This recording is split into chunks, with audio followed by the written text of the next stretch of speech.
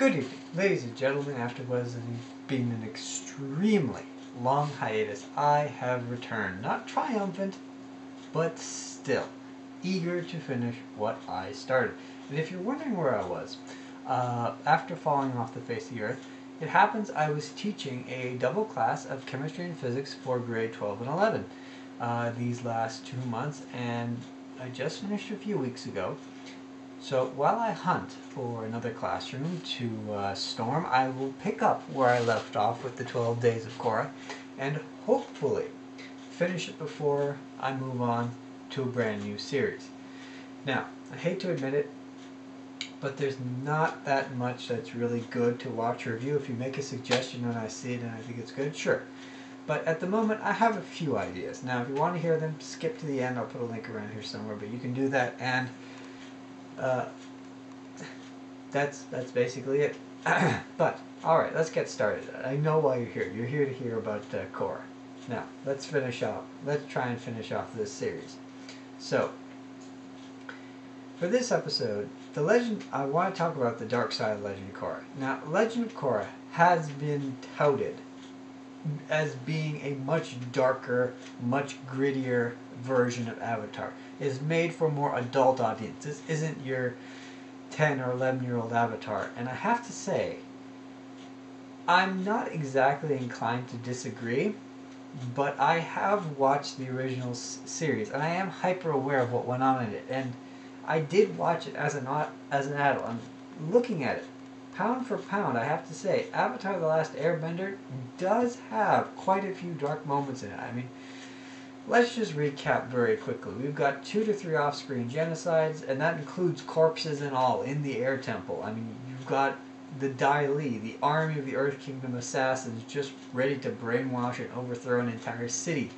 You've got a father who attempts to burn his only son's eye out. You've got concentration camps, face-stealing demons. You've got blood-bending mercenaries that hunt down children the way that Robert Mitchum did in Night of the Hunter. You've got the attempted genocide of the entire Earth Kingdoms. You've got Azula, the fratricidal sister. And let us not forget how the series ended with a man attempting to burn a 13-year-old child to death. Avatar or not, that is a very dark turn for any story to take. The question then is, if Avatar is this dark, how then does Korra stack up to it? Now, despite everything I just listed, and believe me, I did not list everything, it takes up, in terms of story, only a fraction of what Avatar Airbender gives us. And for every dark moment that we have, there's either an insightful scene, an on-screen gag that follows, a heartfelt message, or something to take away from it. Even if it is just watching the good guys win as they overcome these horrible, horrible odds, the moments are used well to build the personality of the characters and the world in which they live. And this is what takes a good story and elevates it to a great story. As such, the only way to measure Korra is then to look at what it gives us in terms of dark scenery and see how it's used. So, let's look at the darker side of Korra. Let's start in Season 1. Now, as much as I hate to admit it, this had some of the best used story elements in terms of character building and darker villain developments. If you take the romance and stick it to this side, because that's really what ruined the Season 1. It took a lot of what were considered to be a bunch of evil traits from Airbender and really cranked up the dial. Let's just look at the reveal of the villain. I'm on. The reveal of the villain is something straight out of a nightmare. It is comparable to the reveal of the Fire Lord in Season 3. The way he turns out of the shadows, the emotionless mask he has. You can still see my emotions to this, come on. But just the emotionlessness of the mask, the sinister setting, it's dark, it's shadowy, and then just the ruthless authority that he carries in a single sentence. He only says one thing in that entire scene, and it is intimidating. Everything you see introduces you to an adversary. And It's everything you need. It's short, it's sweet, it's scary. This is a guy you do not mess with. Now, moving on from there, when you add in episode 3 of the season, when you see the Equalist henchmen, they've got the same cold silent efficiency. They move quickly, they're overpowered. And when you combine this with the dark, narrow side streets and alleys of Republic City, it really makes it the kind of place that you do not want to be walking at night. And while it's not a particularly dark moment, the reveal, like nothing really dark happens in the moment, it's just a battle scene. But it adds to the atmosphere, and it really hammers home the fact this is not an enemy that you trifle with. They are literally everywhere, and they can attack at any moment. It really does make you wish for the daylight. Episode 4 now takes us to one of what is the most arguably dark, this is arguably one of the darkest moments of the show. And it's just a pity that what follows after it was, the follow-up to it was not executed correctly, because if it was done correctly, it would have been an extremely powerful and moving scene, but it just wasn't. Now, the scene I'm talking about is the capture of Korra by Amon and his henchmen, and just mentioning it makes me want to flee the room as quickly as possible. This scene legitimately scared me. It is extremely dark. Let me set the tone for you. So, in case you don't remember, Korra, who has been fighting the Equalists, has challenged Amon to a mano-a-mano battle on Statue Island. No henchmen, no task force, just the two of them dueling it out. It's midnight. The water all around the island is pitch black. Not a soul is in sight. Just the dark shadows, the ebony shadows all around them, surrounding her. And the empty building. Korra's lonely footsteps on the roof. Amon has failed to show up. So, she jumps to the ground and decides to go home. Her guard's down, she's vulnerable. As she passes in front of the entrance to the visitor center, what happens? Cables suddenly leap out of the darkness, grab her, and drag her back into it. It is exactly what the Dai Li did to the 5 generals in Airbender. And it is a terrifying scene. What happens when she gets inside the visitor center? There's a small patch of light where the doorway is, and she's in it. She's surrounded by the henchmen. The symbolism is so heavy here, because then what do you have? Amon, he again steps out of the shadows, surrounded by all of his henchmen. It's clear that he's cheated, but it doesn't matter because Korra is powerless and at his mercy. Now, the first time I saw this scene, my brain made the following leaps based on everything else I've ever seen. They're going to rape her, they're going to murder her, and then they're going to hang her body or her body parts somewhere throughout the city so that everyone can see and despair that their avatar is dead. And I'm literally getting PTSD thinking. I can feel the goosebumps and the heart palpitations just thinking about this. But when he says, no, I'm not going to destroy you. I'm not going to turn you into a martyr. He just fades back into the shadows. And then they all just fade away. And while it is relieving, it is insanely relieving to know that Korra is going to live. It is terrifying to know that he can literally take out the Avatar in a few short seconds. And that at some point, he is going to come back for her. Now, there's only 1 or 2 scenes I could think of that have a darker connotation. And we're going to save that for season 2 and 3. But just the implication there is so heavy. It is a dark, dark, dark scene. And it is, oh my god. I have a weak heart. I can't think about it. The problem is that this scene is not used very well. As dark as this scene is, the after effect is not executed correctly. It's executed story-wise, it's executed well, it's executed logically, but it's not executed in the best way possible.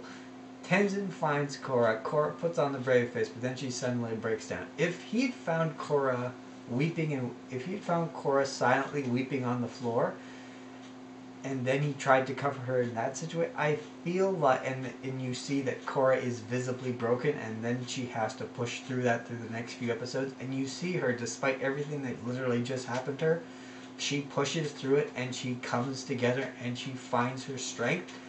That would be a perfect scene. But what they do is not. They have Korra, she's there, she goes, I'm alright, blah blah blah, and then suddenly she breaks down and she's crying and she's so scared.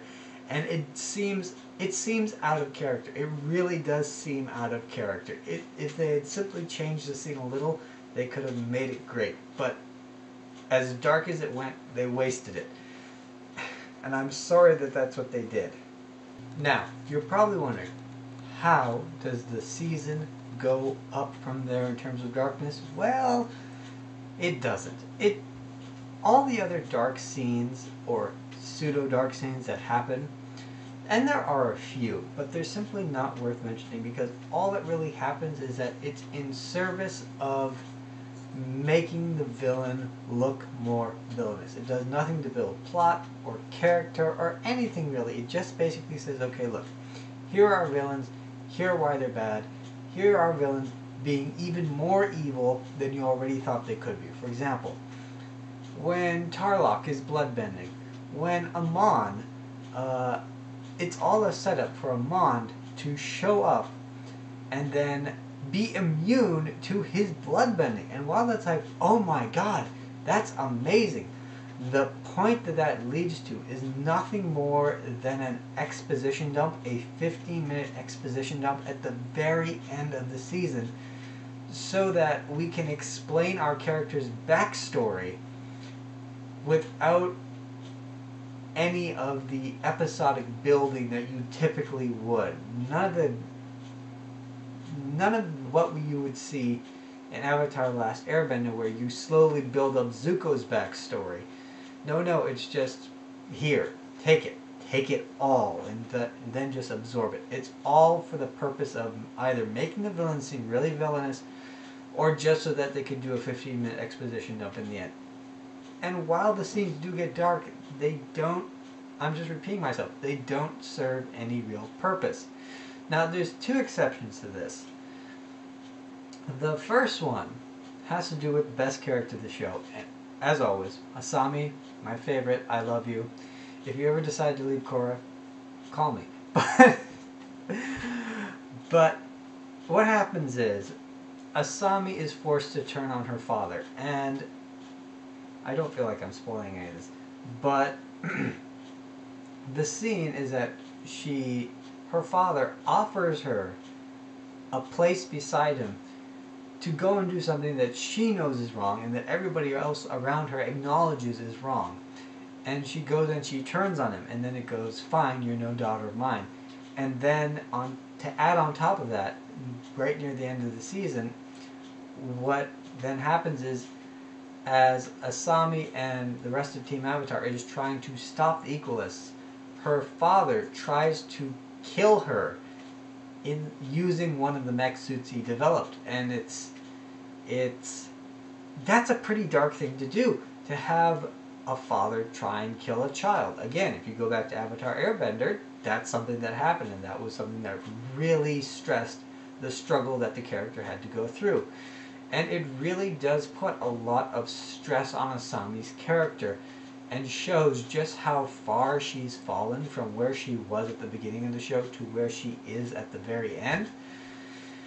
And it would have been a really, really good opportunity to build upon her character and show the struggles that the character has to go through.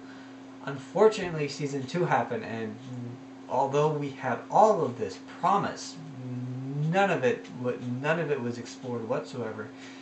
The issues with her father were saved up till Season 4, and even that was only given a cursory 5 or 10 minutes out of courtesy, I guess, just so that they could include it at the very end of the series. It wasn't it's a hodgepodge is what happened. We had some really good scenes, but the payoffs were all hodgepodged here, there, and everywhere, and it really brought the show low in terms of how they had their setups and how they could have handled everything. The other really dark moment that I felt was good and really showed you what the mindset of the Equalist supporters were. Not the Equalists themselves, but the people within the city who were rallying behind them. It really did show what their mindset was. Now, throughout the season of Season 1, you get a lot of rallies where you see people gather together. And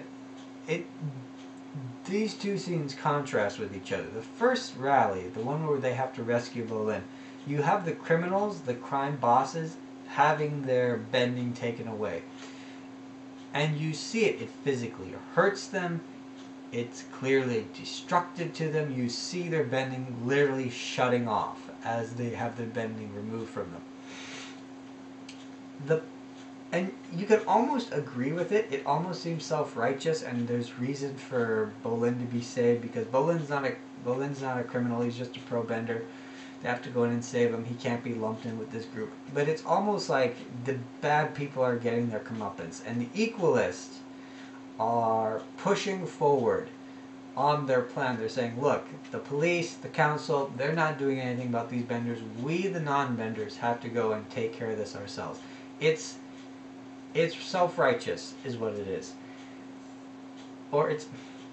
Self-righteous has a bad connotation, but it's the best word I could think of in this particular scenario. It's vigilante justice.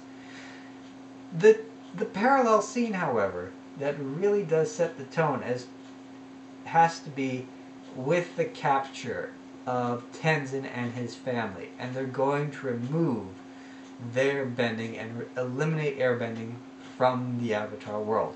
Now this is a dark moment, because if you think of what it means to remove bending from a bender, it's like cutting off somebody's hand. It's like cutting off a part of somebody, because bending, as we know, is an extension of the self. So to go and say, okay, you're bending, gone. It's to go and literally cut off a physical or spiritual piece of somebody. Now, who are they doing this to? Tenzin is a councilman, so he is, in part, responsible for the situation that is surrounding him. Let's not forget, if he had been less spineless than he was, if he'd been more assertive, if he'd even tried to open up some kind of dialogue with the Equalists instead of letting Tarlok run rampant throughout the council, maybe, just maybe, he would not find himself in this situation. But then you have the children. And we have to go back. What is the entire purpose of the Equalist movement? To make benders and non-benders equal. Not to oppress benders, but to raise non-benders to equality with the benders. Now, is that actually what they're doing? No, absolutely not. But that's the story. That's the lie that everybody has been sold. So when everybody sees that 3 children are about to have the equivalent of having their hands cut off by their glorious leader, the fact that nobody seemed to question it, the fact that nobody in the crowd went kind of or kind of, was not exactly willing to go along with this. Even the henchmen, the fact that they were completely willing to go along with this, really does show the mentality of the benders versus the non-benders. And the non-benders are really like, yeah, you know what? These benders are finally getting what's coming to them. We are going to oppress them the same way that they have oppressed us. Well, let's hold on a second. One, airbenders are extremely peaceful people. They haven't oppressed anyone ever. And what's happening to them in this particular scene is reminiscent of what the Fire Lord did to the airbenders when he destroyed the temple. He was literally trying to wipe out airbending from existence. And that's literally what is about to happen again. and it's mind-blowing to watch. And the fact that everybody in the room would know this, they would know how much the airbenders have suffered throughout their history, because Republic City, it was a part of the Fire Nation. They have their history. They know what they did. So it's shocking just the level of acceptance that everybody was showing in that room. And that's what makes it a really, really dark scene. And I think it's poignant. It's very poignant, and then it makes it feel that much more righteous when Korra and Mako go in and they manage to save the airbenders, and then they have their final showdown with Amon. I'm not going to worry too much about the final showdown with Amon. It's dark. It's referenced several times throughout the rest of the series, but on a whole, it was expected. It was something we expected to see, and nothing really out of the ordinary happened there. I mean, Korra lost her bending, then she got it back with the air. Standard, right? Mako was about to lose his bending. He killed Amon kills his right hand man. At first, you think he just whaps him into some stuff, but no, he kills him. He's dead. I mean, you can't throw somebody into a wall and then have a pile of wood fall on top of them and basically expect him to live. I mean, that's, and the fact that the guy is never shown as being arrested, you kind of have to assume he's dead. But that's an off-screen death. So again, kind of dark, but again, not unexpected. Tarlok killing his brother Noatak by taking the shock glove and putting it to the gas tank. Again, pretty dark that he went and killed his brother because he felt that he was out of control. But okay, fratricide. I'll give the show this. It had a single scene of fratricide for all the scenes of attempted fratricide that Avatar: The Last Airbender had. So, 1 point darker, I guess. Yeah, I did at the beginning of this say they did go darker, and yes, physically speaking, at certain points they did go darker. You had bloodbending would only be done during the full moon. You got bloodbending all the time. For every schematic theme, there is a subtly darker one somewhere within the series. I will agree to that. So that's season 1. Let's move on to season 2. Now, seasons 2, 3, and 4 will be much shorter. Why? Because there simply is less dark scenes spread throughout the rest of the series. Now, they are there, they're here and there, but they're either not as dark or the implications that follow really don't go anywhere in particular.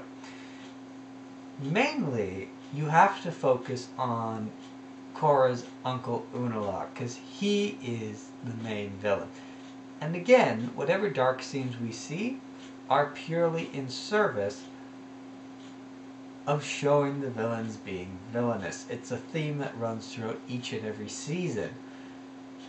And while the building here is done a little bit better, I can't say that it's the equivalent level of Avatar Airbender or anywhere close.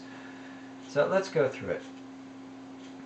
In terms of Unalaq being dark, it's not something you see. While there's a lot of talk about darkness, dark spirits, use of evil, all these other things, none of it really pans out in terms of, okay, here are evil spirits, here are them doing something really dark, really fiendish, really evil. It's more of, we're going to be minorly inconvenient to either the Avatar or a group of people around the Avatar. Looking back, mind you, looking back on season 2 after finishing it, you see that, okay, yes, Unalaq is evil. He's clearly evil. Here's everything that indicates he is clearly evil. But watching it for the first time, and I do remember this, Unalaq didn't seem very evil. He seemed like somebody from an extremely religious background. He's strict. He's non-sectarian. He's kind of like a block of wood in terms of emotion. And you get that because he is the mystical leader as well as being the chief of the water tribe from the north. Okay, fair enough. When they go on their quest to open the spirit portal, Korra is attacked by dark spirits along the way, but again, they're just enemies for her to fight. There's nothing actually dark or sinister about them. The design is not sinister. The snakes, the dark snakes are a little bit interesting, but again, Korra defeats them with something akin to ease. There are a few shocking moments when gigantic dark spirits come up after her, but again, none of that pans out. Probably one of the darker scenes I can think of, and which is used particularly well, has to be in The Legend of Wan, otherwise known as The Beginnings Part 1 and The Beginnings Part 2. This is where we're introduced to the very first Avatar, and this is probably the best writing in the entire series, bar none. And it comes when we have Wan, after he has developed into basically being the Avatar, and he's been journeying throughout the world. You see Rava, who is the spirit of light, goodness, and order. She is shrinking and shrinking and shrinking. And while the scenes themselves are not dark, the implication is extremely dark. Because what do you get? What does she say? As darkness grows, light withers. And you see Vatu, the evil spirit, turning into this overbearing, dark presence. And it really lands, it really builds up anticipation to what is going to be the final showdown between Avatar Wan, or Wan who's going to become the Avatar, and Vatu, this really evil spirit intent on spreading 10,000 years of darkness. I'm sorry, I can't say 10,000 years without doing a Robin Williams impression, but 10,000 years of darkness throughout the entire universe. Anyways, the implication is there, and you see Rava literally shrink to the size of Avatar Wan's hand. And then, just before the final showdown, when you have all of Avatar Wan's old friends, the people that he knew in the Fire Turtle City and Fire Lion Turtle City. Sorry, I don't mean to offend anybody by misquoting. And all the spirits that he came to know over the years of living in the spirit wilds, communing with them, and becoming knowledgeable and their friends, and basically becoming enlightened to the world around him. It's a showdown between the two of them, and you have Vatu, you can hear him, he's not there, but you could tell his influence is over everyone. And Wan tries to stop it, but he fails, because if Rava stays connected to him, he will die. That is a simple fact that we learn in this, in that if spirits inhabit people for too long, they die. And when he finally comes back to consciousness, the battlefield is cleared, and Vatu appears to him and says, all your friends are dead. All the people you knew are dead. Basically, the spirits that he knew, the spirits that he came to love and admire for the way they did things and the way they thought, all of these very subtle things that he managed to learn, all of that was completely discarded by Vatu's influence, and they became the creatures that the humans had always feared. And I felt that that was very interesting. It's a dark scene because it's like, okay, look, everyone you have ever loved is dead, and he's basically being told that. But at the same time, it shows how when everything is out of balance, the influence and the things that you fear happening that under normal circumstances are not things that you should be worried about, but that you do worry about because you're either ignorant of the actual situation or of causality or whatever.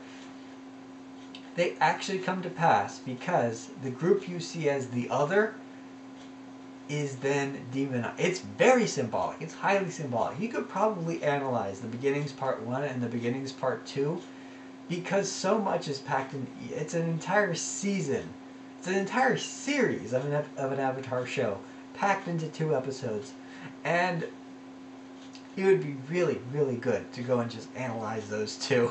I really want an extension of those episodes, because there's an entire world there that we never got to see. One more thing I have to say on the darkness in the Legend of Wand before I move on to the other half of Season 2.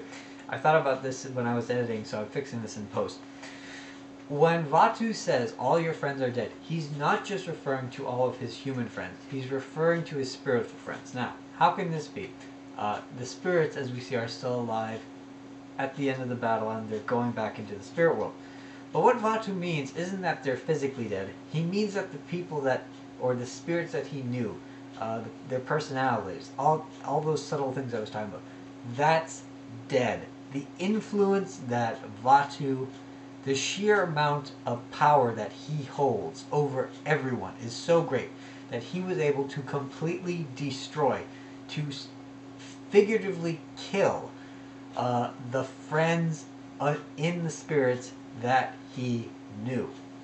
And that is why that scene goes really, really dark. As I said, it's extremely layered, and you could analyze The Legend of Wand literally for an entire season, and I would love nothing better than to do that. But let's move on.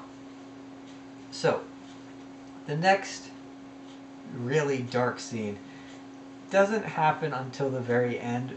As you look through the rest of the season, it really and truly is filler. Asami's plotline goes nowhere, and even so, that's not dark. Korra's plotline kind of goes somewhere, but nothing really dark happens. I mean, even in the spirit world, when we see Korra turn into a child, and basically she's besieged on all sides by darkness, it's not a dark scene, because you have Uncle Iroh there, and he comes to her in the darkness. He's the light in the darkness. So while darkness might surround her, there's nothing dark about the scene. And the stuff with Jinora, meh. Just meh. There's nothing symbolic about it, there's nothing to analyze, it just happened. It's dark, but it doesn't go anywhere. But what I want to talk about is the final battle scene between Korra and her uncle, Unavatu. And this is interesting because of the way it goes dark and then how it comes back. The scene goes, the final battle, it starts off fine, and then it dips dark and then it pulls back, and it dips dark and it pulls back. And this is mostly because of the juxtaposition between Bolin shtick, Tenzin boring walking, and then the battle that's happening. It's really broken up. So you go dark back, nothing in particular is sequitur there. But the dark scene I'm talking about, let me set it up for you. It happens right near the end of the battle. LOK has thrown Korra down to a crevasse in the ice, and he's pushing it together. He's trying to crush his niece to death, which is a dark scene. It just is a dark thing to do. And what happens? Rava comes out, she bursts up through there, she goes, "You cannot win," and she literally starts laying into Vaatu with a vengeance. And then what happens?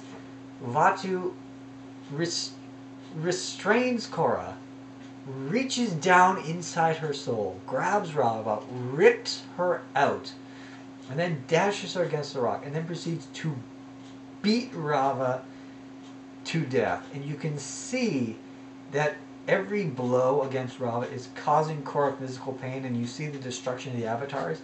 And then once Rava is destroyed and is absorbed by Vaatu, turns into this gigantic spirit monster and just walks off to go and do his stuff.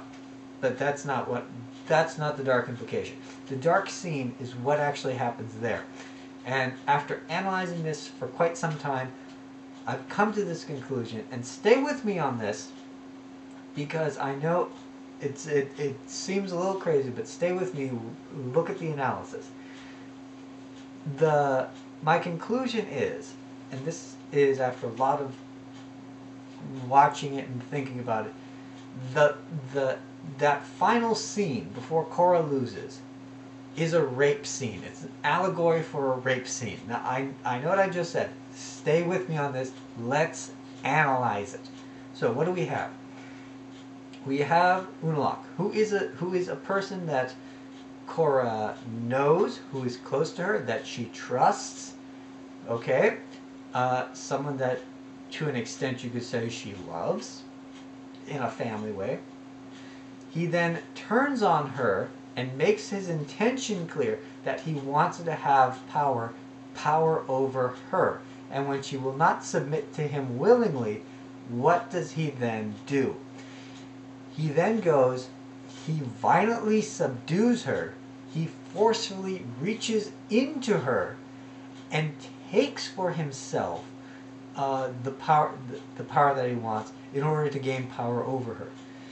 He then violently removes it from her, absorbs it into his own being, and then notice this.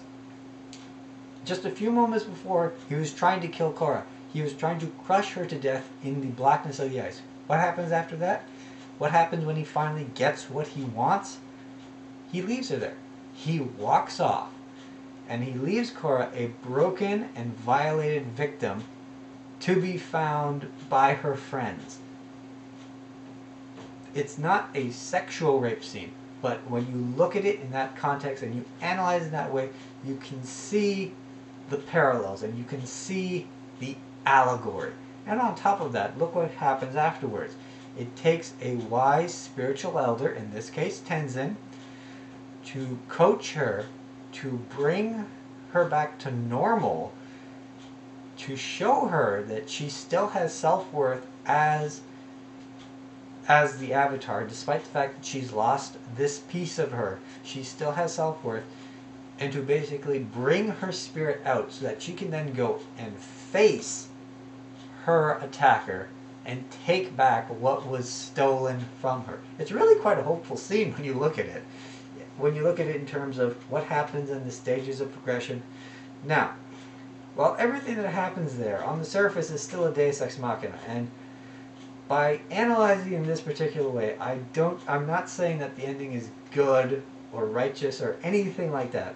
But what it does, when you take it and you analyze it in this dark way, it gives the scene layers. And while I might be reading more into it than I should be, and I might be giving more credit to the Avatar writers than is due, by layering the scene like that, it gives it depth, it gives it meaning, it gives it purpose, and it gives everything that then happens a more fitting conclusion. If you look at it from there, Korra then grows, she becomes a better person, and she moves on and becomes a better avatar for it. So really and truly, it's a hopeful thing when you look at it in that way. But that was the darkness that I saw, that's the darkness that I analyzed, and I felt that I needed to share with you.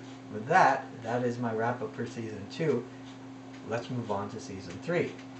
Alright, let's get on to Season 3. Now, I said that Seasons 3 and 4 don't have that many dark scenes comparable to Season 1. Turns out it's not true. There's quite a few, and we're going to go through them. Now, to start with, you have to look at the villains. Season 3, Zahir is probably one of the best villains in the Avatar Airbender universe. In the entire Avatar universe, he's probably one of the best. There's a few more I could think that are probably top him. The Face Stealer Ko or Azula, but that's not what we're here for. His opening scene, when we're introduced to him, he locks 4 people in a prison with a single bowl of rice that's supposed to last them for 3 weeks until the next set of guards comes to possibly let them out. I don't know about you, but they're going to starve to death in that prison. One of them is not making it out, and trust me, after 2 weeks of starvation, the skinny guy, he starts to look pretty tasty, so that in itself is fairly dark, as well as when you look at them breaking everyone out of their Kung Fu Panda prisons, it just goes to reinforce. These guys are ruthless, and it continues like this through the entire series. Everything they do, they are just ruthless, ruthless, ruthless. Even up to the death of the Earth Queen in Season 3, when Zahir goes and he starts to suck the little air out of her lungs, and you see her sweat pouring down her face, bug eyes, and she just collapses. It really hammers home. These guys will stop at nothing. That scene is probably the darkest scene in Avatar Legend of Korra. I said, yes, probably my favorite, the one that scares me the most, is the reveal of Amon to Korra. But when you compare them, relatively speaking, with the reveal of Amon to Korra, it's a good scene. It's relatively dark. There's a lot of dark implications. But when you look at the follow-through, the aftermath, she's fine. Nothing really happened to her. Everything that you fear evaporates.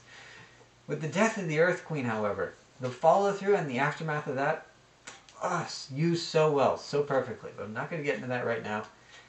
Gonna save that, okay? But we have to move on. We got to get there. Another point that I feel is worth mentioning has to be the Dai Li. Now, I've stated many times in many reviews that the Dai Li in this series are extremely underpowered, but that does not mean that they don't have good dark scenes. Let's just pick up at the very beginning when we have the original reveal of the Dai Li. Kai, the young thief, he's wandered into an alleyway, and what has he been doing all day? He's been stealing from people in the upper ring. What's at the end of that alleyway? Dark robe, triangle hat. Ugh! Turn around, another triangle hat. They don't listen to his begs for mercy. Nothing he says will save him. Cold, silent, efficient. He is in a dirt cell faster than you can blink. That is the essence of the Dai Li. Their true dark core. They are the shadow in the night. They are the thing that the Secret Service fears. These are the secret police that arrest the secret police. That is how I would best put it in terms of how to describe the Dai Li to anybody. Now again, no follow through on that, but when you look at something like The Rescue and you see the large complex that they build, you're like, okay, these guys are clearly, they have the layer of a supervillain. And of course, during that rescue, probably one of the best dark scenes, or at least one of my favorites. It's not very good, but still, it's one of my favorites, and I do think it's worth mentioning. When they're escaping and they're coming out of the temple with all the scaffolding, and you see, just pan up, rows and rows and rows of Dai Li. That's cool. That's the image that you get when you picture the Dai Li. Here is this cold, silent, efficient. They are waiting just to pounce. They are everywhere, and they will come at you when you least expect it. And when they jump down that perfect semicircle, the battalion of them just rushes in. The queen comes and she's acting like an old school Bond villain. Kill them. You feel like, oh my god, this has just turned into a battle royale and they're going to be fighting for their very lives. Did it happen? No. And it's unfortunate. But, again, follow through. That's the one thing this series lacks. Lots and lots of follow through. Now, there's a couple of other things. Implications between Lin Beifong and Su Yin. Again, lots of build-up. What could these two have possibly done to each other? What is so dark that her sister would harbor a 30 to 40 year grudge against her? Mom let her steal some stuff and she got away with it. No big deal. Waste of potential. Right, moving on from there. Once you get to the air temple, you do get some better dark scenes. For example, the kidnapping of the baby bison. First of all, they're kidnapping baby bison and they're so cute. But on top of that, if you look at the leader, he's wearing a bison skin coat. And it's not, and when you look at it, it's not a big bison that he's killed, because it fits, the entire skin fits perfectly over him. He killed a baby bison and then proceeded to skin it so that he could wear its skin. That's not creepy at all. That's not dark in any way, shape, or form. But anyway, moving on from there. As I said, once you get to the air temple, it gets a lot darker. And I'm not talking about Tenzin training his disciples. I'm talking about once Zahir and his group get to the air temple.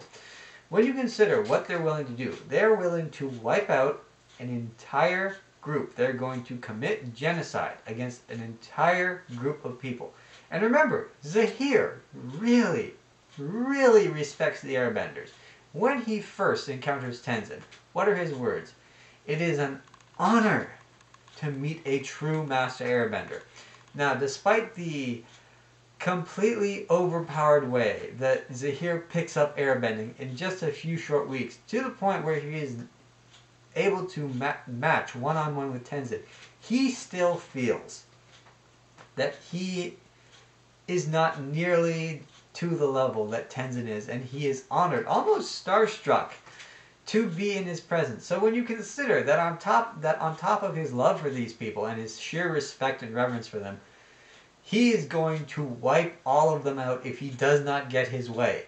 That is a level of sociopath that I do not even come close to. I could not begin to explain to you what is wrong in Zahir's brain for him to be able to keep those two things in the same part of his mind. I wish the technical producer was here. She's got a degree in psychology. She could tell you exactly what is wrong with him. But oh my god. I mean, at least when he killed the Earth Queen, it's like, okay, sure, she's kind of a mean person. Did she deserve to die the way she did? No. Power corrupts, especially in Ba Sing Se. So the fact that the Earth Queen is corrupt, it should be a surprise to no one. And speaking of which, the follow through on that death. What happens? Ghazan goes and he breaks down the walls of Ba Sing Se. For the second time, there has been a breach in the walls of Ba Sing Se. And what happens? The people stream through. And what are they doing? They're looting. They're pillaging. And while it's not explicitly mentioned, they are raping and pillaging. And you know that's happening because the aftermath of Season 4 lets you know. It gives you a slight glimpse of what happened. First of all, they're destroying cultural treasures that has taken hundreds of thousands of years to build.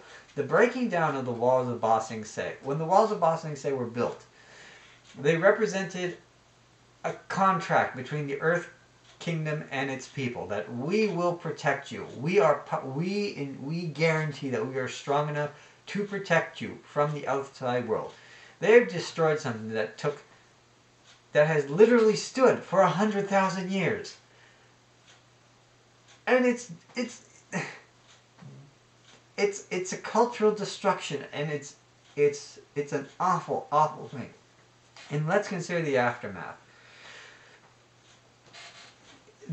Prince Wu is going to be the next king of the Earth Kingdom, correct? He is the great-grandnephew of the Earth Queen. This means that not only was she wiped out, but her heirs, her children if she had any, they were wiped out. Was it by Zahir and his crew? Possibly, we don't know. Was it by the rioters? Possibly, we don't know. And then on top of that, whoever the Earth Queen's sibling is, they are removed from the picture. That person's children, who should still be alive if Prince Wu is only so young, they are removed from the picture. Prince Wu is all that's left. It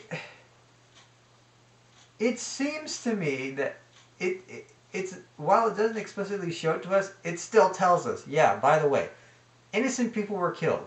The poor are not just here to take what they believe is theirs. They are here to revenge themselves upon those who just so happen to be wealthy and murder them. It is a truly dark implication. And consider this. Once the walls fall, that lava sets fire to the city. And not just the rich people's part, the poor people too. Bolin and Mako have to go back and rescue their grandmother and their entire family. But guess what? Not everyone is so lucky to have two members of the Avatar's crew who happen to steal an airship and know exactly where they live to come and pick them up and take them out as the building is catching fire.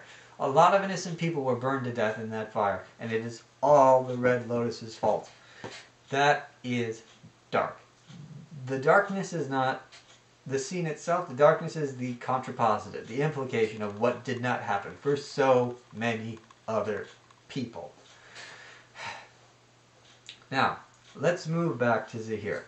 What does he do at the Air Temple? On top of nearly beating Tenzin to death, which would be the second death in the series that we would explicitly see. What do they show us? They show us Tenzin being beaten and pummeled. He can't fight back. He's too weak. But it just slowly pans off screen, and you're left wondering, what is going to happen to this man? It gets really dark there, but thankfully it pulls back when you see he's alive and okay. Whew. Okay. But after that, the destruction of the Northern Air Temple. That is, again, another very dark situation. Why is it a dark situation? Because of how this affects the Avatar history and the Avatar lore. The Northern Air Temple, as is explicitly told to us by Aang, is the resting place, the house, so to speak, of the cultural history of the air nomads. Now let's not forget, these people were completely wiped out, down to the last man, woman, and child. The Avatar comics explicitly say, after they burned the air temples and killed everyone inside of there, they went and they hunted down these refugees. They used lures, they put bounties on their heads, they set traps, they hired mercenaries to go after them. They completely removed these people from the face of the earth. And Aang explicitly says, when he goes to the Northern Air Temple and he sees that people have taken up residence there, what are you doing? This is the cultural history of my people. It is literally all he has left. And in this time, despite the fact that harmonic conversions has created new airbenders for whatever reason, has given people, the Air Nation, a second chance at life, all that is left of the old air nomad culture is still within those temples. That is their history. That is their cultural heritage. And what happens to it? It is melted in a pool of lava. The destruction of the air temple is akin to probably some of the worst crimes that have happened in human history. The Holocaust, the rape of Europa, the destruction of the two Buddhas. This is what's called a cultural genocide. So you witness a cultural genocide happen on screen.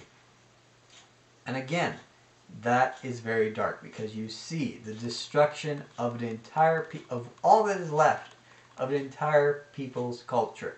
It is the equivalent of going and blowing up the pyramids of Giza. You're destroying all that's left of a single people's culture. The season finale of season 3. Now, history-wise, the season finales of any Avatar series have always been dark, and this is no exception. The battle for Korra, once Korra surrenders herself, it shows the death of Paileish. Her head literally gets blown off. You don't see it, but you don't see it, but you do see it. It's one of those very veiled things that happens. But it shows that our heroes are willing to be just as ruthless as the Red Lotus in order to try and stop them. This is not a battle of good versus evil. This is a battle of ruthless versus ruthless. And on top of that, you see just how far the Red Lotus is willing to go. They've captured Korra. Now, Korra is not a bad person. We know this. She's a little bit hot-headed. She has her issues, but she's not a bad person, and all she wants to do is try and keep balance and order in the universe. Does this matter to them? No. What are they going to do? They chain her up, reminiscent again of that season 1 scene where Amon has Korra completely helpless. She's completely chained up. They are going to poison her, so in order to end the Avatar cycle. That's been the entire thing, this entire series. How do we end the Avatar cycle? Well, by killing Korra. So what do? They chain her up. They're going to poison her. Once they do, the hallucinations that happen, telling her to give in, to give in, to give in. It's this pounding psychological scene where you really do see they are trying to break Korra in probably the worst way possible. It is horrendous. And an interesting note. When Amon and Unalaq's faces appear during her hallucination, we know that the two of them are dead. Latu, however, is the third face that appears to her, and I find this to be very interesting.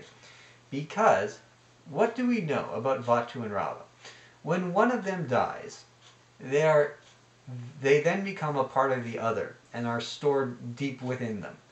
Now, Korra cleansed Vatu, but Vatu can't be destroyed. He would then just become a part of Rava, the same as Rava did for Vatu. This means that somewhere deep inside of her, Vatu is there. So when Vatu appears to her in her vision, it is Korra's own inner darkness coming out, basically telling her, you must give in. You must submit. You must die so that we can live. It's a part of her soul literally telling her, you don't belong. The world doesn't need you anymore. And again, that very heavy psychological, also the implication is, what happens in 10,000 years, 100 avatars from now, when it's time for Vatu and Rava to battle out again?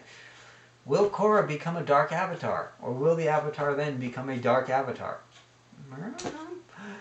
But it is entirely possible. We shall see.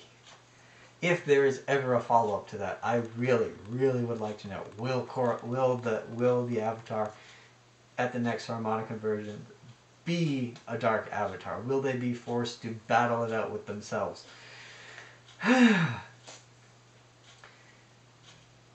After that, there's not that much. I mean, that's probably the darkest scene. When you consider after that you have the death of Minghua, and then you have the suicide of Gazan, and that's it.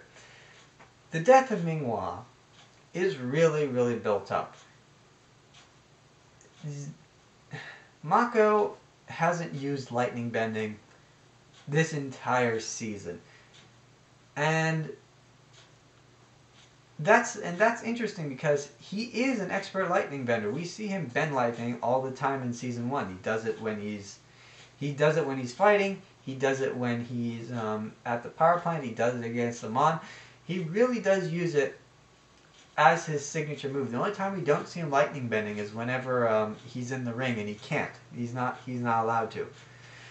But he finally uses it, and the effect of the lightning on Minghua. Now, I've heard some comments that Minghua's death is kind of bullshit because nobody else you see who gets struck by lightning dies in Avatar Airbender. Well, let me put it to you this way.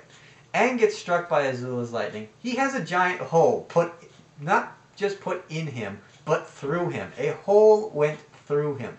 And it's only because Katara happened to have some holy water from the Northern Water Tribe that she was able to save his ass. When you look at Zuko, when Zuko gets shot by lightning, the only reason he's safe is, again, because he's able to redirect the lightning. He's been trained to do that. And even so, he almost dies. It's only because Katara is again there to save his ass with 7 tears of a Water Tribe princess. That's some Zutara speculation for those of you who don't know. But again, you have a healer immediately on hand to treat the imminent death of the person. Minghua gets shot by a gigantic lightning strike, not just at her, but through her entire body. The fact is that the water conducts electricity, and it literally fries her. She is fried with electricity. Her death is appropriate, I do think. I do think her death is appropriate, and the battle between the two of them is plenty dark. When you see Minghua jump down into that crevice, Mako puts up his flame, and then there she is, just with her gigantic octopus arms ready to murder him. His response is appropriate, and you know what? I do think that it's plenty dark, and I think it works. It is a fitting ending to that character.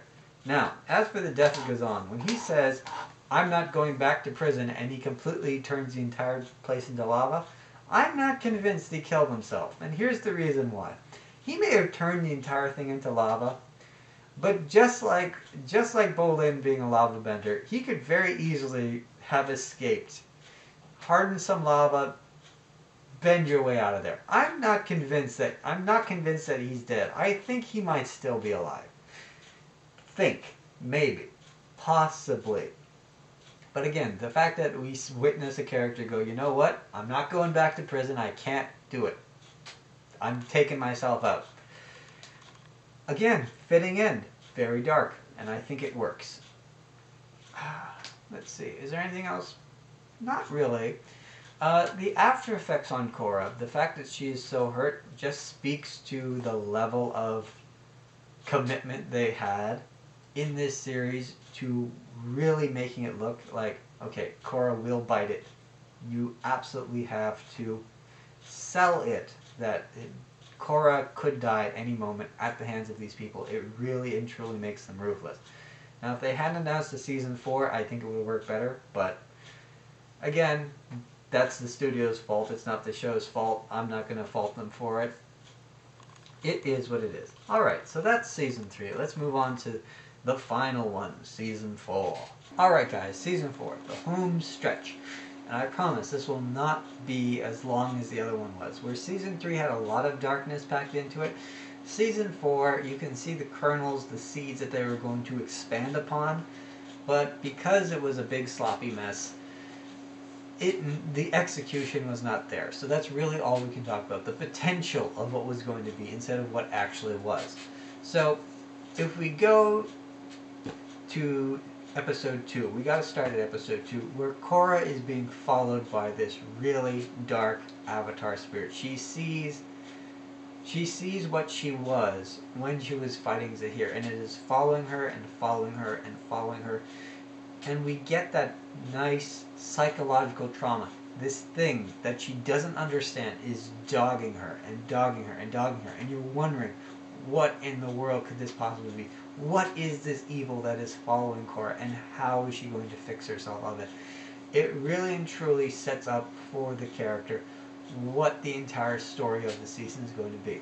And while it can be considered to be a little bit of a retcon, in terms of how it fits into the story, it works, and I'm not too angry about it. I'm not angry about that particular retcon the way I'm angry about season 2.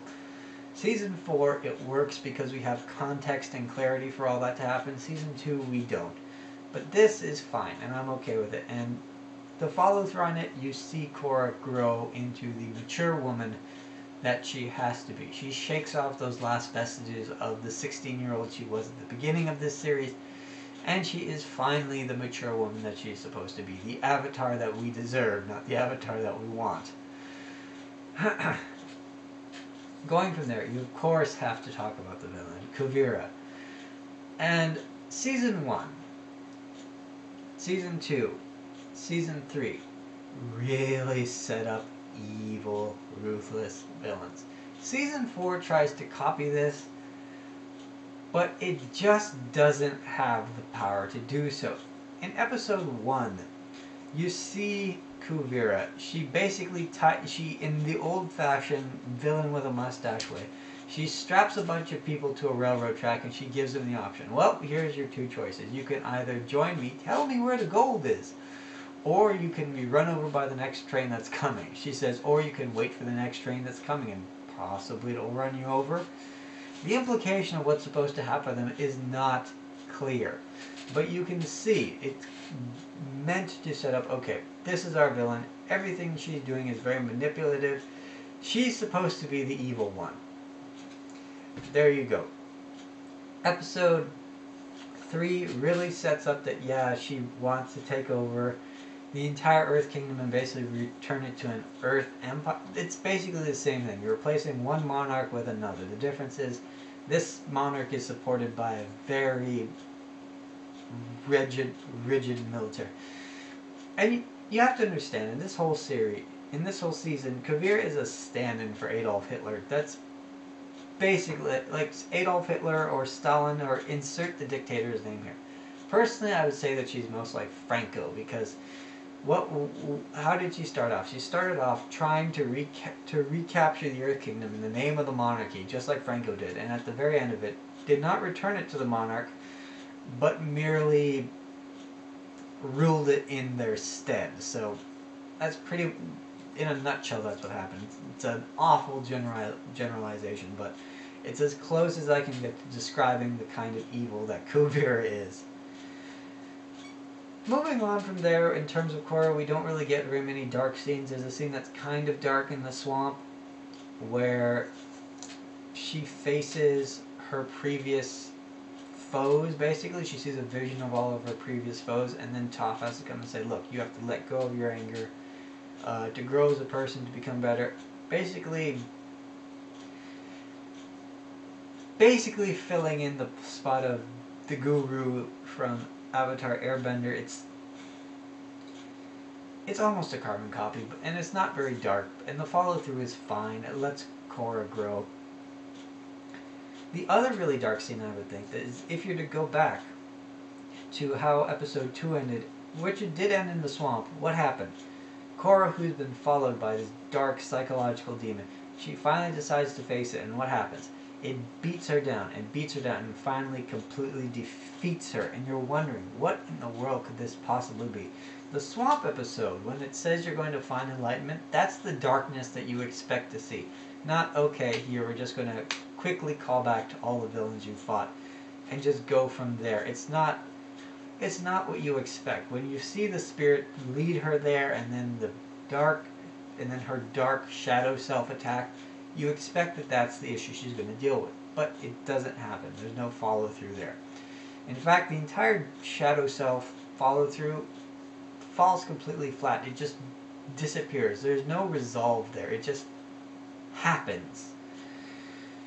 But anyways, Enemy at the Gate, on the other hand. Now, this is an episode that does go a little bit darker.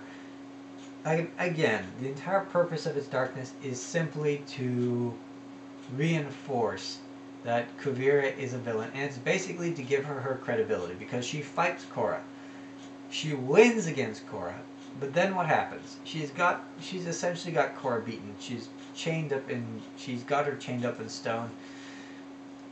And what does she do? Does she declare the Avatar defeated? No. She pulls off her blade, she sharpens them, and she's preparing to cut off Korra's head. There's no other interpretation of that scene, but she's about to behead the Avatar. How do you... let's just look at the mindset here. How do you justify yourself as the savior of a people if you're about to behead the person whose job it is to keep everything in balance and to keep everything stable? Again, just like Zahir, there's a psychosis there that I do not understand. It's far above my level of sociopath, and I just do not get it. On top of that, when you consider how she's managed to manipulate Bataar Jr., she has just completely and utterly got him wrapped around her little finger. To the point that he is ready and willing to betray his entire family and throw them in prison, have them chained up in a little wooden cage far beneath the ground. It is horrifying. The lengths that he goes to simply to prove that he's better than his family. I don't know what she did to him. I don't know what she said to him. But something happened in those 2 years that she was conquering the Earth Kingdom that she managed to turn him so completely and utterly against his family. And that's a very dark implication. Something that it would have been good to explore, but we never got to see. On top of that, returning to the fact that Kuvira is a stand-in for Franco, another thing that many dictators have is concentration camps. And as a callback to Avatar Airbender, Season 4 has concentration camps. We don't see them, but they're referenced. Bolin is going to be sent to a re-education camp, and when the term re-education camp is stated, one of two things comes to mind. Firstly, that Kuvira has somehow managed to rope in the Daily, and they are helping her. She's using their technology to basically brainwash people into being completely and utterly obedient to her, the way that the Julis were.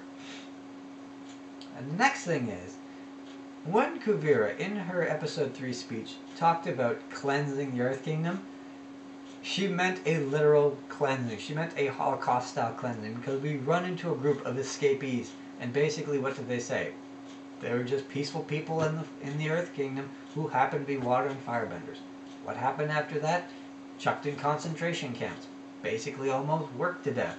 Finally they managed to escape. That's referencing the Holocaust in a young adult show, and this is for young adults, and the people who are watching this will know what the Holocaust was. They're going to get that reference. So it really does speak to the level of evil Kuvira is, just how far gone she is. And after that, there isn't anything much. I mean, Remembrances is evil incarnate as far as episodes go. That is a horrible, horrible episode, and I wish nothing but I spit on it. I spit on it the way that I spit on The Great Divide. If I had known what it was going to be, I would have skipped it. I would have skipped it and never bothered watching it. It is trash. It is trash.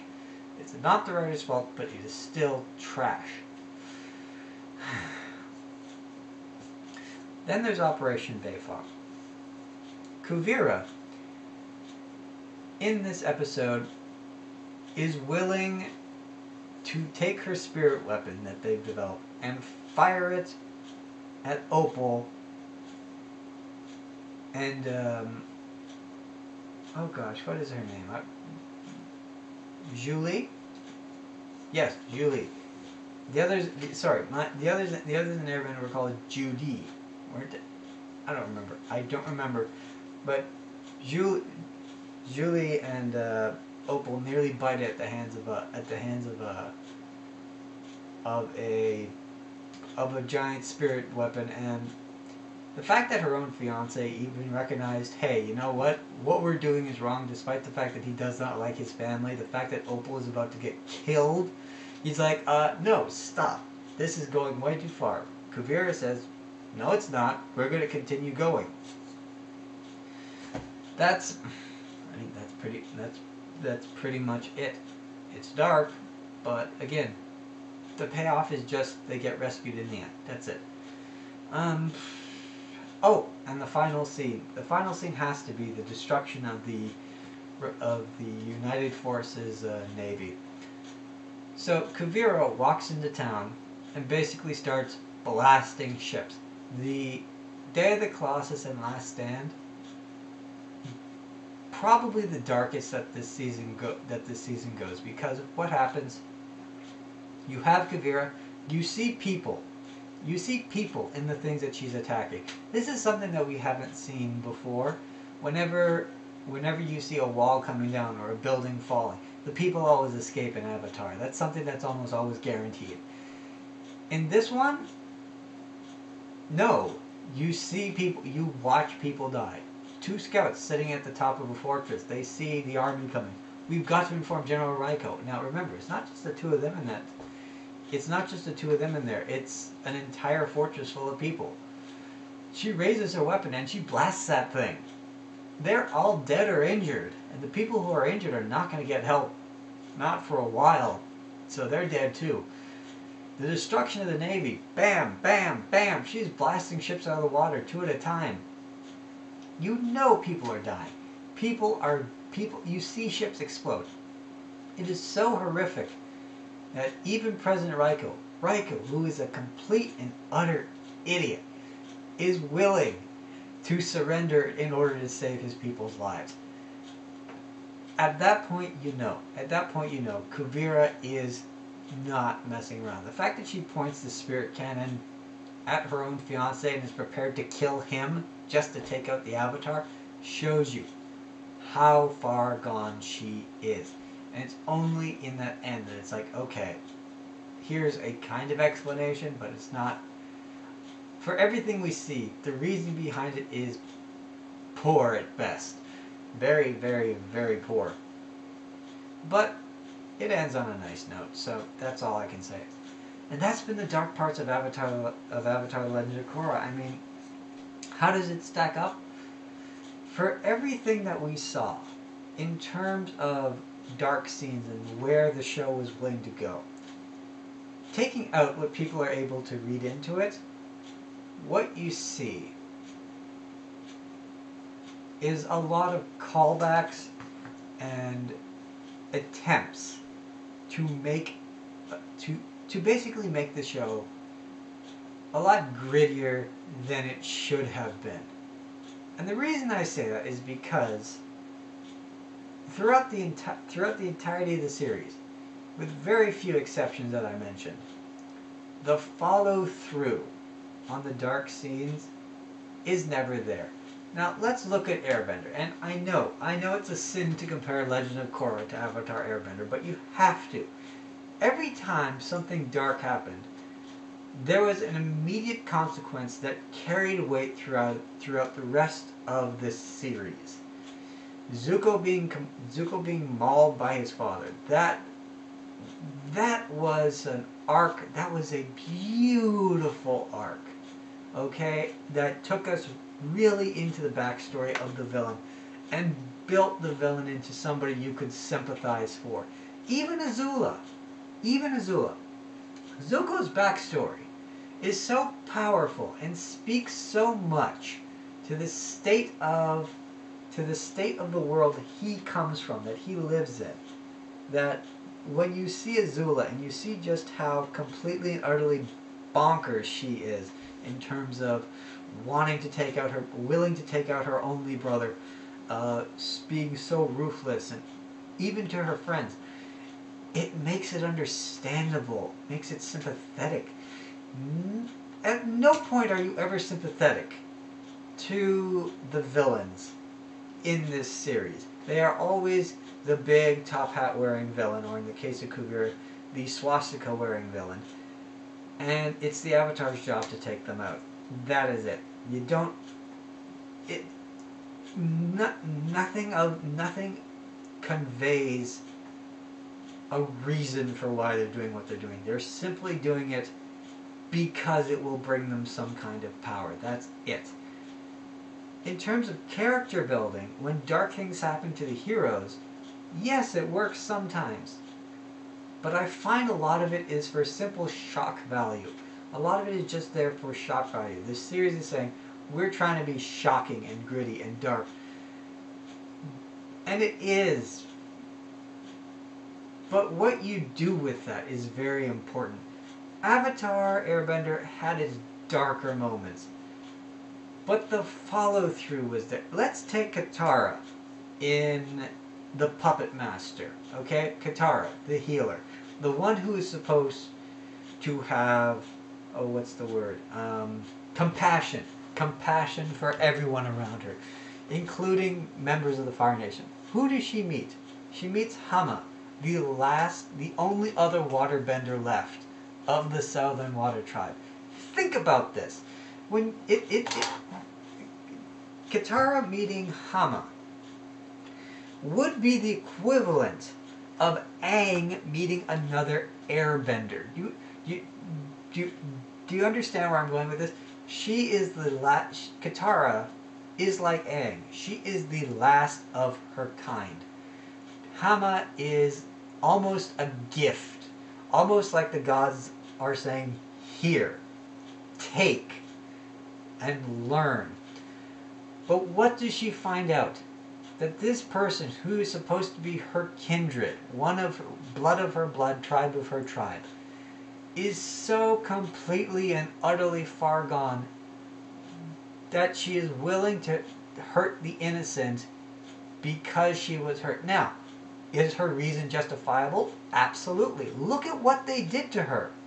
They chained her up and deprived her of water, and they basically kept her in a hot cage for months and months and months on end, and she was forced to take on the ability to bloodbend and then escape and then hide out in the Fire Nation of all places for decades and decades and decades. You can see why the character would be the way the character is. Even with this one throwaway character, and you can truly call it a throwaway character because it's only there for that one episode. Even with this throwaway character, you can sympathize with them. And when Katara is then forced to bloodbend her fellow, simply to save her friends, you see the weight, and you see the consequence, and you understand why bloodbending would be something that is considered so taboo, so unusable. And then later on, when she's willing to use it on other people because of how she feels about the death of her mother, that carries weight. And it carries weight because the scenes, the build-up, the character building exercise that was done forces you to recall that and think about that. And it's It's giving you a base upon which all other actions are taken. Within this series, dark things happen to specific people. But it's almost as if they enter an amnesic cloud afterwards. The only person I can honestly say for which anything ever actually stuck. And it's hard to make this argument because Korra is retconned and retconned and retconned so many times simply to make it easier to write this story and make it simpler to write this story instead of a long, complex narrative. Every season she does take away a specific lesson. And I do feel that some of what she experienced is transferred into her character. And it's a very slow, very subtle change. One you have to look hard to see.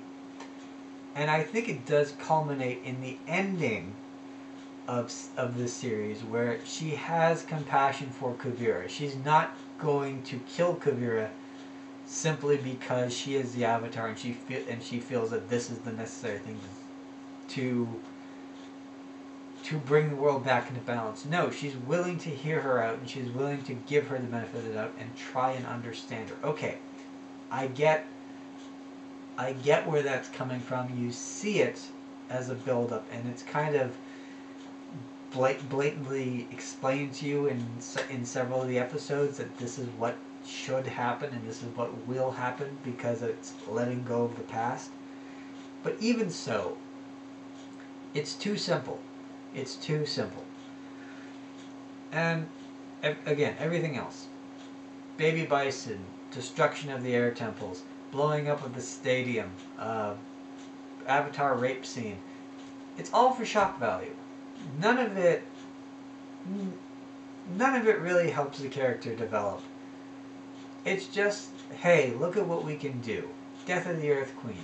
Now, that was simply so they could set up Season 4. Attacking Korra with mercury poison. That's simply so they could retcon her again. It's not done the way it should be. Everything that should follow through doesn't. And I feel that this is only to the series' detriment. Now, I'm not saying that's bad. You've seen me gush over all of these. But those are my feelings, and this is how I analyze the dark side of Korra. Alright, day 3 of The Legend of Korra, 12 Days of Korra done. I think we had a really good discussion, and if you took anything away from it, I'm glad. If you learned anything, tell me in the comments. If you completely disagree with everything I said, or if you have a better dark moment that I missed, put it in the comments. Leave me a comment. Also remember to like, to favorite, to subscribe. Any and everything you say helps to make this video better. I pay attention to what you say, and I tend to put it in. So make sure you talk to me. Share this video out. Make sure other people can see it. I was shocked, truly and utterly flabbergasted, that 10 more of you subscribed in the 6 weeks I was away. But I must have done something right, otherwise you would not be here. The bots would not have noticed me and graced me with your presence. I'm thankful for you for coming here, as that goes for all of my old subscribers and new ones. Love all of you. Alright, and as always, I will see you in the next review. Oh, by the way, just as a PPS, the schedule. The schedule I mentioned at the beginning, I completely forgot. Okay, so, day 3 of Legend of Korra is finished. I've got 8 more of those to go. I've got 2 of them planned out. 4 of them planned out, actually. A couple more of them I just need to work out what the details are going to be. But you will see that, and I promise I've got enough content for 12 of those days. After that, we're going to start in on Marco Polo, the new Netflix series, and Better Call Saul. I'm also going to give you my honest opinion of Gotham, and hopefully that should be enough content to cover us until Orange is the New Black and Game of Thrones comes back, and then the channel can revert back to doing weekly reviews of those things. In between all that, I'm going to be doing some movie reviews, and I've got some very unique ideas for how to do some of the reviews, and some supercuts of movies. Hopefully I can get that done. I need my technical producer to do that. Hopefully she'll have some time for me and we could get that done. But basically I do have lots of stuff for the channel, so look out for that. And I hope you enjoy all of it.